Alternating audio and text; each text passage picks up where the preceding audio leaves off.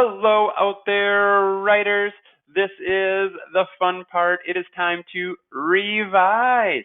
If you skip this step, you're missing out on all the fun. This is where you get to be super creative and make your story sound awesome. What I love about writing on the computer is you can go back, you can edit, you can add, and you can change so very easily. So I want you to revise for sensory details. Those are your word choices. Those are your descriptive smells, tastes, touches, order of events, and details. Make sure that you have your order correctly, chronologically, and then make sure that all of your details support your main story, what you're writing about, that main focus. Adding figurative language. Friends, this is a must. You will be graded on this. So you must have a simile, a metaphor, an idiom in your story somewhere. If you do not, now is the time. This is it. And then you need to double check, does my story make sense? So you'll want to just read it through a couple times. You'll want to add, you'll want to click, and what you can do is simply go into your story. I should maybe back up. You will go into your Google Classroom, and I don't have this posted yet, so I'm going to do a different one. But you're going to go to your classwork, you're going to open up the item, and you're going to hit View Assignment.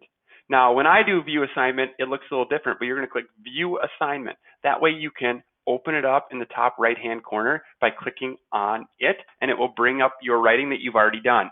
So as we edit, as we proofread, as we revise, you need to click on the assignment, click View Assignment, and then open it up from the top so that you can continue to work in the same document. Okay, so I have mine now open by doing that, and I will want to go back and add an idiom.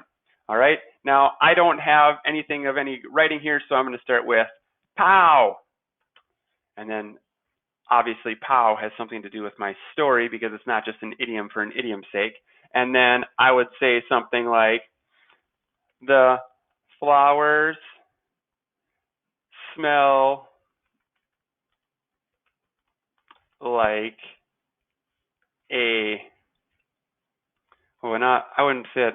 The flowers smell, and maybe now just say the two flowers smell like a garden center after a special delivery. So now I have some figurative writing in there. Notice, too, friends, that I have some mistakes in here. All right?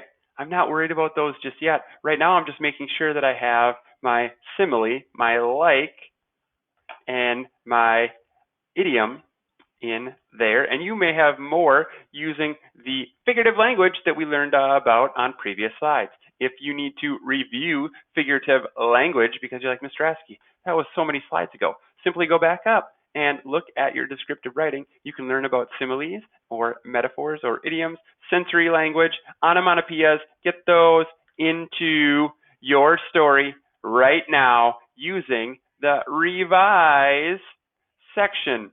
So here it is, using revise. Make sure you have all of these, okay? This is also a time when you can have your family read through this with you. Double check with your mom or dad, grandpa, grandma, who's ever there with you. Have them read through this with you and look for these items in your writing.